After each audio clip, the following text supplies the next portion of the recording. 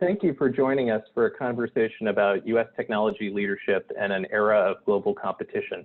I'm Jason Matheny, founding director of CSET, the Center for Security and Emerging Technology at Georgetown University. Our focus today is how the United States should approach technology leadership in an increasingly competitive era. We're very pleased to have with us Michael Kratsios in his first public appearance as Acting Undersecretary of Defense for Research and Engineering. Michael will lay out his vision and plans with a few remarks, and then we'll discuss U.S. leadership in innovation, the U.S. technology workforce, public-private partnerships, and other topics. In his new role, Michael is the Defense Department's Chief Technology Officer and is responsible for research, development, and prototyping activities across DoD. Michael is also the Chief Technology Officer of the United States, advising the President on a broad range of technology policy issues. And in that role, he has launched new national initiatives in artificial intelligence, quantum computing, 5G, autonomous vehicles, STEM education, and advanced manufacturing. He's also led the United States in international collaborations in science and technology, including the G7, G20, and OECD. He's one of the most effective champions for technology that I've met, and we're deeply gratified to have him here today. Michael, thank you for being with us to discuss your vision for R&E. Over to you. Thank you so much, Dr. Jason Matheny and Georgetown CSET for hosting today's event. Before I begin, I also want to thank the men and women of the Department of Defense's Research and Engineering Office. This is my first public event since I was named Acting Undersecretary, and I want to say that I am thrilled to have the opportunity to serve with such a distinguished group of patriots who have for years achieved incredible advances for our nation. In America, innovation is in our DNA. Our military, private sector, and academic institutions have long worked together, pushing the boundaries of science and engineering to develop technologies that have changed the world and made the United States into the strongest and most prosperous nation in human history. For decades, the Department of Defense has been at the center of it all, from global positioning satellites to stealth aircraft to the internet. Many of the advances we take for granted today began with the military.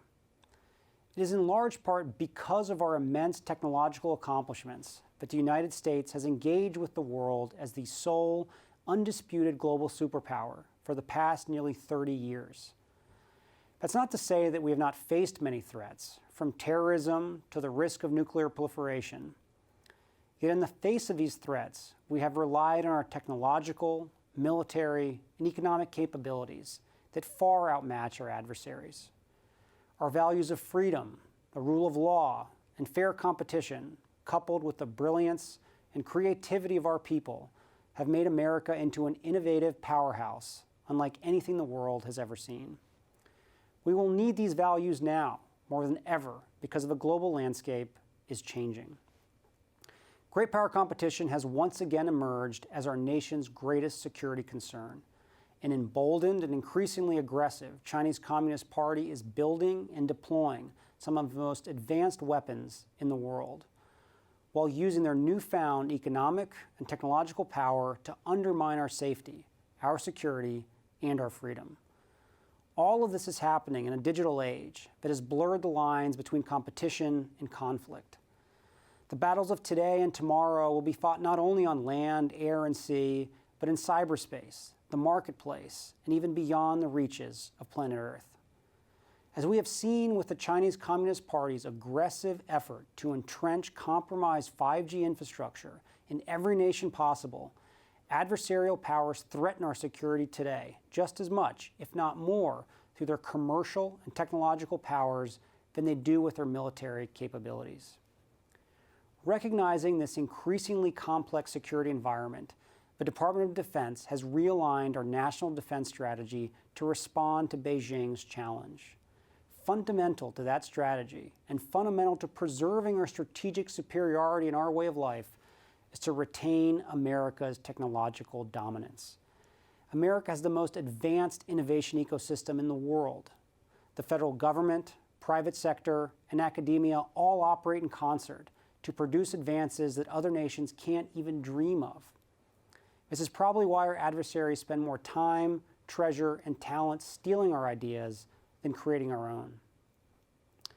Secretary Esper has set a clear goal for the department: to modernize the force with game-changing technologies. To preserve American superiority and security in the 21st century, we must use every lever at our disposal to protect and supercharge our innovative capabilities. When we continually have the most advanced technology, we maximize the lethality of our force. We ensure our continued economic and military dominance, and we promote peace and prosperity for all Americans and all nations who value freedom. Here's how we do it. First, we will harness the Defense Department's unique authorities to pursue bold innovations through sandboxing, pilot programs, and other outside-of-the-box ways of testing, developing, and scaling game-changing technologies. The DoD already embraces innovation. I intend to leverage the department's unmatched research and engineering expertise to turbocharge this vital effort. Second, we will continue to renew our emphasis on research and development and deepen our strategic partnerships with America's private sector and academic community to advance critical innovations. Our nation has a long history of transferring innovations from our defense sector to the civilian sector in order to fuel prosperity. We must do more to bring the incredible advances currently being made in academia and the private sector to bear on the department's most difficult challenges. Third, and finally, we will engage closely with like-minded nations who stand with the United States to defend freedom and face the shared challenges of our time. We will not stand idly by and watch as adversarial nations seek to steal our achievements, weaponize our technologies against us, and subvert the free and prosperous order that we and our allies have built. My first mission is to do even more to empower the DoD's researchers and technologists as they employ the department's unique authorities and unrivaled testing environments to pursue innovation at a scale and scope unattainable by the private sector. Perhaps counterintuitively, for a government agency, the DoD's research and development enterprise has remained relatively free from regulatory capture. In our mission to defend our nation's interests and equip our fighting forces, we must take advantage of its freedom to maneuver, leveraging every authority and option we have at the DoD to enhance research and testing. An excellent example of the advantages the department brings to research and testing is our ongoing work on 5G technology.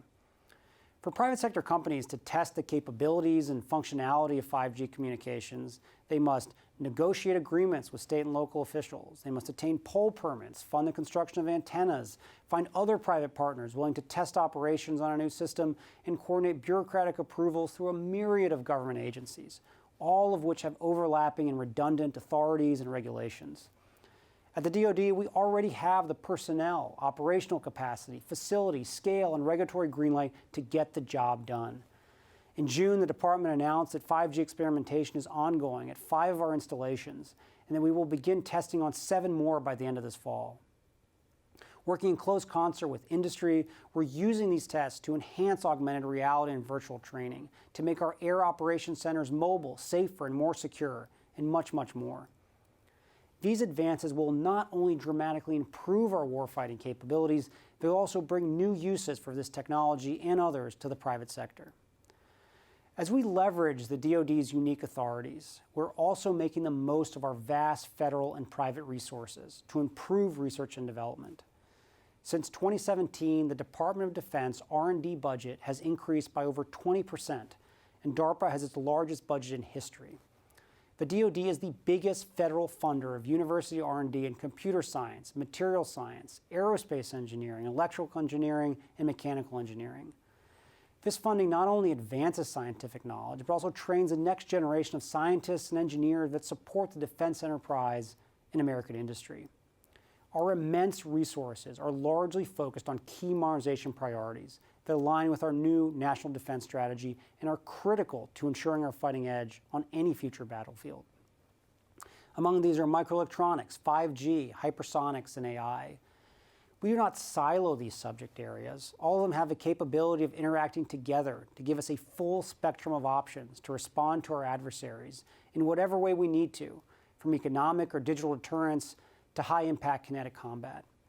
Yet we cannot optimize our innovation without the incredible talent and resources of the private sector and academia. Recognizing the strength of American private industry, the Defense department has successfully partnered for decades with large contractors who produce immensely powerful weaponry. However, in this digital age, more and more innovation is happening in small startups and academic labs. As was made clear in the National Defense Strategy, we will continue to explore streamlined, non-traditional pathways to bring critical skills into the service, expanding access to outside expertise, and cultivating new public-private partnerships to work with small companies, startups, and universities. The department has recognized how torturous access in the DoD has become for startups and tech community, places where real innovation is happening in this country. To address this problem, in 2015, the DoD created the Defense Innovation Unit Experimental, or DIUX, with authorities to bypass this cumbersome process.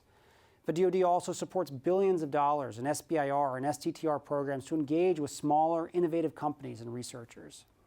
As a testament to the caliber of work at DIUX, the DoD recently dropped experimental from its title and made the DIU a permanent part of the department. From applying machine learning to predict component failure, to using remotely operated, unmanned underwater vehicles for explosive disposal, DIU is already integrating commercial solutions from non-traditional DoD vendors to make a difference. We are committed to redoubling our efforts to break down regulatory barriers and bureaucratic hurdles, ensuring that all companies, no matter their size, have the opportunity to do business with the department. To succeed against our adversaries, the DoD must truly embrace all parts of our innovative ecosystem. While we take these actions at home to supercharge our industrial ecosystem in the service of national security, it remains as necessary as ever to strengthen our alliances and international partnerships. For generations, we have relied on the support, capabilities, and aid of our allies to defend freedom, maintain favorable balances of power, and deter war and aggression. However, doing so increasingly depends on our technological superiority and continued innovation. And we can accomplish so much more working with our partners than we can on our own. Using our combined resources and expertise, the United States and our allies can and will develop technologies that support our mutual defense and counteract authoritarian technologies developed by our adversaries. We're already doing it in something called the Technical Cooperation Program. The US, Australia, Canada, New Zealand, and the United Kingdom have gathered more than 2,000 scientists, engineers, and technicians to conduct military field research. A year ago, this program tested urban combat technologies, including new tools to help us detect unmanned aircraft systems, protect friendly forces from explosives or vehicles, and identify hostile activity. Similarly, the United Kingdom and the United States are working together on the US-UK S&T Defense Review, where we jointly apply new science and technology to improve our military advantage. More and more, the impacts of these advanced technologies like 5G, quantum computing, artificial intelligence, and other industries of the future quickly extend across borders. This is not only true of the technology itself, but also what international norms govern how we employ these new technologies in combat. By coordinating even more closely with our international partners, we will develop new technologies that will expand the Department of Defense's lethal capabilities, improve our operational interoperability with allied forces, increase our nation's industrial bases, and always keep freedom-loving nations ahead of our authoritarian adversaries. Every generation of Americans has faced a challenge that defines them. As we find ourselves once more in a world being shaped by great power competition, we can take heart in the knowledge that we will not ignore or dismiss or shirk from the obligation before us. By increasing coordination between the private sector and the federal government, by renewing our commitment to fundamental research and development, and by uniting with our like-minded international partners, we will preserve our technological edge and innovative genius that has for so long been the source of American strength and leadership. With our technology, intelligence, institutions, and resources, and most importantly, our resilience and our spirit, we will prevail and remain secure, prosperous, and free. Thank you. Thank you, Michael. That was great. So for discussion, a first question, the role of Undersecretary of Defense for Research and Engineering is relatively new. You're the second person to hold the position. It's the fourth highest ranking position in DoD, and it oversees the department's $60 billion R&D budget. When R&E was elevated by Congress, what was the goal, and how much progress has been made toward that goal? Thank you so much for that. I think as a starter, many of you may know this, but the larger R&D R&E ecosystem is quite dramatically large here at the department. And I think over the years, having a combined acquisitions effort in conjunction with a research effort provides a lot of, it ultimately results in a number of challenges. And I think what Congress very, very wisely understood and acted on was this idea that the fundamental research and engineering that's critical for developing the next great technologies which will support our warfighters should and can be done in an individual undersecretariat. And in doing so, you're able to actually complement the acquisition efforts that are done by the existing sort of A&S group. So to us, the way I sort of view it is, what's great about R&E is kind of two things. I think one, what we're able to do is provide a very forward-looking view at what are the critical technologies that we as a department must be working on, must be researching, must be testing and deploying within the services. And the second is to provide a very important and vital technical voice to conversations that are happening across the department. In my role as United States Chief Technology Officer, one of the key things that we often do at the White House is provide the critical technical and scientific feedback in important policy conversations. And I think in some ways I see a very close parallel with what what we're doing here at the Pentagon, providing that critical technical voice when important decisions are being made. The reality is this organization is new. It's just been around for a couple of years, so there continues to be ways that we can improve and optimize the way that we work, but it's an absolutely incredible team of some of the smartest science and technologists and policy people I've ever met in my life, so I'm just absolutely thrilled to be here, and there's a lot of great stuff to come. Thanks, Michael. What are some of the priorities that you and your team will have within the R&E? What's a preview for us? Yeah, so I think as I talked a little bit in my remarks, I think there's kind of three main areas that I kind of want to focus some of our work on in the coming months and years. I think the first one, which I find sort of particularly interesting and in some ways kind of counterintuitive to general sort of operational procedures or maybe the way that the department generally is seen by others, is the idea that the DoD actually has very unique and valuable authorities that it can use and couple with the incredible scale and operations that the DoD has to test and deploy next generation technology. So the example I always give is relating to 5G. As US CTO, I spent a lot of time thinking about how the US can lead in the world of 5G. And one of the biggest hurdles that the private sector has in deploying 5G is actually getting at-scale testing done right. So if you think about a Verizon or an AT&T or anyone else who's trying to do a test, partnering with a city or a locality and dealing with them to get the right permits and set up the poles and then find companies to be part of the process and do a full-scale test and get full understanding of what worked and what doesn't work, it's actually really, really hard. And I think what's amazing about the DoD is we have put forward 5 tests that are happening on our bases already and 7 more to come. And what's really unique about the DoD is we're able to leverage the scale and the authorities that we have here to do essentially a full end-to-end test at some of these facilities and test 5G at a level and at a scale that you really can't do outside of the DoD environment. So for me, the first priority is really thinking about and leveraging the authorities and scale we have in the department to really push the envelope forward on important technologies. The second, which I think kind of goes back to this question of, why was R&E created, is this intense and necessary focus on research and development and how we can build partnerships in that ecosystem with the private sector and with academia. What we have seen over the years in the United States is a dramatic shift in the way that R&D is done in the U.S. 70 years ago, only the vast majority of research and development was actually funded by the federal government. Now we're at only 20% of R&D is funded by the federal government. That doesn't mean that the federal government cares less about R&D. We're actually spending more than we were in the mid 70s in inflation adjustment terms. But the reality is that we need to form strong relationships with our universities and private sector in order to leverage the incredible asset work that's being done in those areas. So organizations like DIU, for example, that has unique authorities to be able to engage and do prototype testing with small and early stage companies that generally would not be able to access the DoD. We need to continue to push that forward.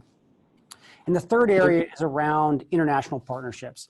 And this is something that, in my other role as US CTO, I've thought about a lot, about how we can bring together international partners to drive the ultimate goals of the organization. And for our sense, the National Defense Strategy, the department has made it very clear that one of the three pillars of the NDS is around partners and allies. And then when it comes to S&T, I think that's even more important. The knowledge, the know-how, the testing is something that can be done with and in partnership with our allies. And it provides levels of efficiency and benefits that you probably wouldn't see without it. So that's kind of how I view it. I think the world of sort of leveraging our authorities and scale, double downing on research and development partnerships, and the third, focusing on international, is a good way of framing the direction that we're going to be taking going forward. And with that as your frame, what are the technology priorities within R&E that you'll be looking at? Absolutely. So, over the past couple of years, the department has been very clear about its focus on essentially 11 modernization priorities. These span everything from AI to quantum computing to 5G and so on. And I think for us, we're going to continue to be doing the critical work to build the roadmaps associated with those technologies. But one thing that I want to emphasize even more is this idea of how these technologies interact with one another. The folks that are working on AI-related R&D, or the folks who are building sort of hypersonic weapons, those efforts shouldn't necessarily be done in a silo. The way that we succeed and provide the best tools for the warfighter is understanding that these technologies are going to interact with one another. And even when, for example, you want to launch a hypersonic missile, that requires so much other important technology that all needs to be done and working together in concert. So for me, it's really building those relationships between those individual modernization priorities and making sure that they don't remain stovepiped. You had a lot of private sector experience before you joined government. And then you worked on national tech policy. Mm-hmm. How have both of those shaped your perspective on your new role at the Pentagon? Yeah, to me, I think on the role of my previous role, or actually my other role as US CTO, I think that what I have generally worked on for over 3.5 years is really emphasizing and homing in on the importance of American leadership in emerging technologies. This is absolutely critical for our nation's national security, for our economic growth, and for the American worker. And if we can lead in these core technologies, all those areas are going to benefit. And if we map that to the critical efforts that are being done at DoD, the overlap is absolutely incredible. Where you see, the core priorities of the White House, things like AI, quantum, 5G, advanced manufacturing, biotech, those map almost directly with some of the modernization priorities at the DoD. So to me, I think kind of one of the most important lessons learned in the way that I view it is sort of, what have I learned in my US CTO hat? What I have learned is that in order to get the most out of the federal government's technology ecosystem to drive innovation, is you need to be better coordinated across all aspects of the ecosystem. Technology development and R&D isn't done at individual agencies. It's done across a whole number of them. Just think about AI, for example. NSF has great research projects. DARPA has great research projects. DOE has great research projects. NIH does on the health side. The role that the White House was able to play is to bring those agencies together, to set them on a clear, well-understood roadmap and allow them to each play to their strength. So I think that's kind of a general sort of framing of the world that I think can very much so be mapped to what is being done here at the Defense Department. If you think about R&E, our ecosystem spans also across a wide variety of entities. We have folks at DARPA doing incredible work. We have DIU doing incredible work. We have SDA working on space. And if you're able to sort of think about these technology wins as places and areas where these individual agencies within the large department need to be better coordinated, is something I have worked on, and I'm excited to continue that effort here. And kind of to your second point, I think, to me, I spent almost 7 years in Silicon Valley before making the shift and move here to Washington.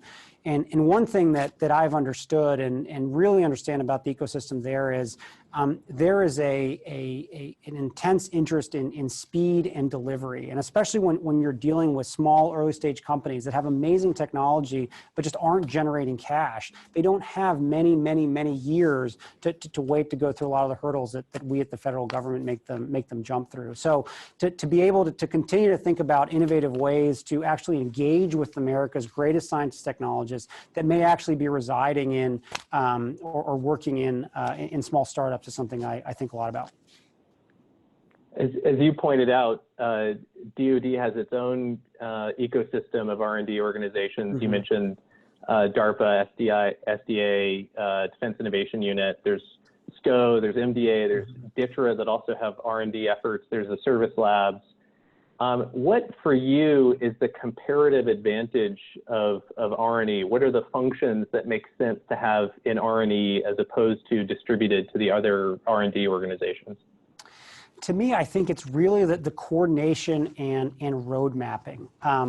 These individual organizations have their head down working so hard to deliver on the priorities of the Secretary and the modernization goals. The key is being able to take it up a level and find ways where these individual organizations can figure out what their strengths are to the broad roadmaps. And I think that's a great effort that's being undertaken by a lot of our principal directors who are focusing on the individual technology areas to be able to bring that sort of North Star roadmap so that everyone knows what are we ultimately trying to accomplish as an organization.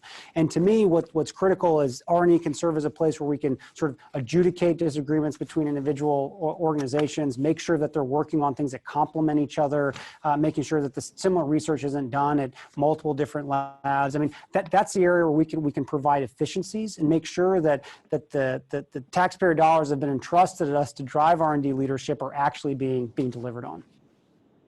We have lots of examples of DoD technology spinning off to commercial technologies. Everything from AI with its early investments from the Office of Naval Research and neural nets to DARPA's investments and the precursor to the internet. What do you think DoD's role is for inspiring that kind of innovation that can happen ultimately leading to commercial success outside of government? We play a huge role. I think one of the things that sort of excites me so much about this position and this organization is that we have organizations which are well understood and well recognized by the research ecosystem at large. And when we send signals from this building around the areas that we believe are ripe for the greatest technological breakthroughs, that has an incredible impact on the larger innovation ecosystem. And you brought up some examples. To me, in Silicon Valley, I often thought about the autonomous vehicle challenge that DARPA did many years ago, and that sort of kickstarted what we're seeing today. And to me, I think we need to be very thoughtful and understand the incredible value that we have as a signaler to the community of priorities. And to me, I think that's the way that we can kind of continue to drive the important breakthroughs for the country. I know the research and engineering workforce has been really important to you in your roles at the White House. How are we structured there for the DoD side? Do we have the research and engineering workforce that we need in DoD and in our defense industrial base? If not, how can we build a bigger base? Yeah, the short answer is we can always do better. There is always a shortage of talented Americans who need to enter the workforce and support the science and technology priorities. I mean, it is both, in my old job when I was in Silicon Valley, it is extraordinarily challenging to find engineers, even at top flight firms, who can pay far more than any federal agency can pay to bring them on the team. So for us, I view it as a larger national security issue for the entire country. We need to be united in educating the next generation of Americans to be the next S&T leaders. In my job as US CTO, we've led a lot of efforts, Department of Education and others, to prioritize STEM education, to dedicate more money to sort of build up our pipeline.